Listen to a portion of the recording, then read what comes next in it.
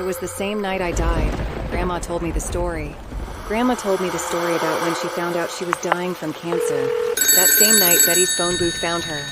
Trash and treasure, smiles and cries. Everything in life has a price. May your soul be mine.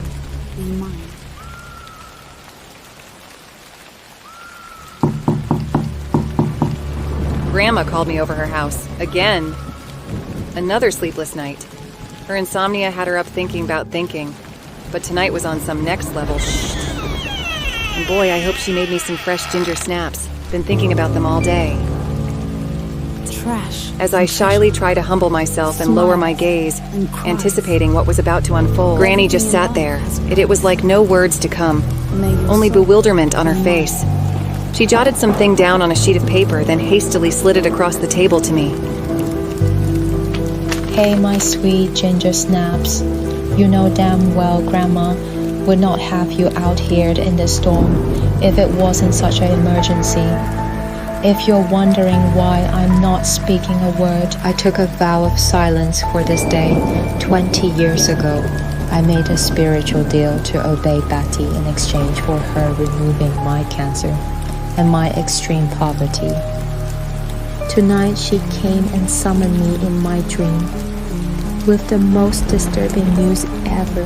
The third deed is warranted. Remember when your mother died? And I told you it was a heart attack. Yeah, that was a lie. Right away. In disbelief, I stood up, grabbed my phone off the table, and headed straight out the door. In denial, face full of tears, but I had to read more. A few blocks down, I took shelter under the awning of Old Man Yoder's Amish market. I retrieved the damp paper from my pocket, held it up to the light, and proceeded to read. Everything in life has a price. May your soul. I had to lie to you to protect you, and I'm sure by now your head is spinning. I warned your grandfather about messing with those trampy women. But Andy Chester Jr. III just wouldn't listen.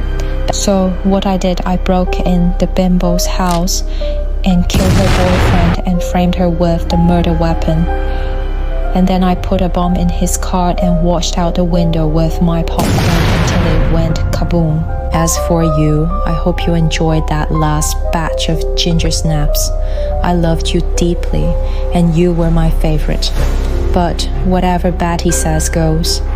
She stopped my cancer from spreading, and if I did not unalive you, I'd be dead by daybreak. I ripped up the paper and cursed Grandma under my breath.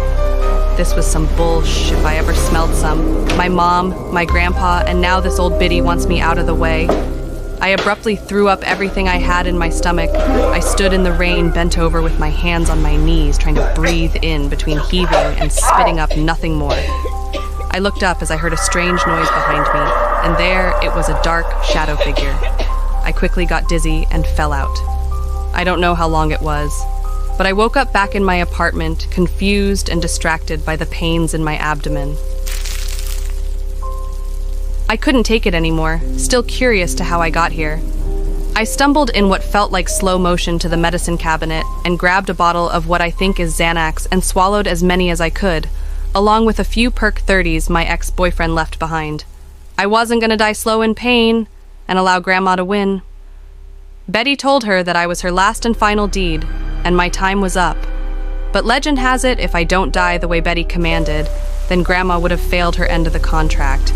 And with that being said, then her ass would then become a victim of another poor soul that was set out to do 3 evil deeds, another servant of the Jinn on the other end. I needed to make it to my phone. I faltered, shuffled, and crawled until I held it in my hand and knocked my lamp off of my nightstand. Not to call for help, I texted Grandma some last words that were surely gonna shock her and jeopardize all that she loved over family and humanity. I finished my text. After some time, then I hit send, swallowed a few more pills, then surrendered my soul. Every soul must taste death. My eyes followed my soul as it left my body. I died. eyes open, and whispered, "Granny, you lose with my final breath."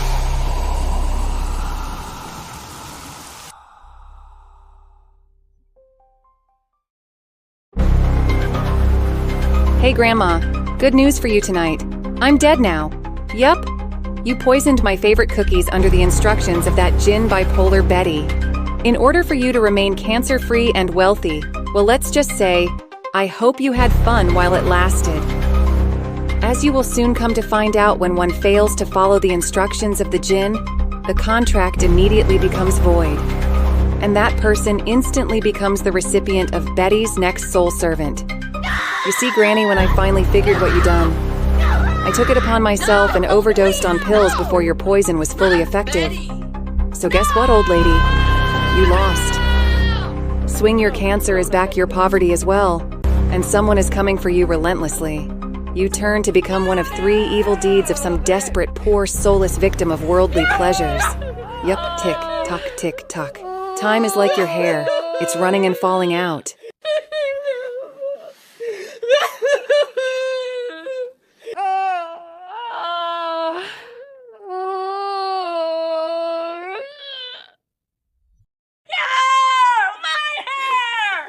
Trash and treasure, smiles and cries.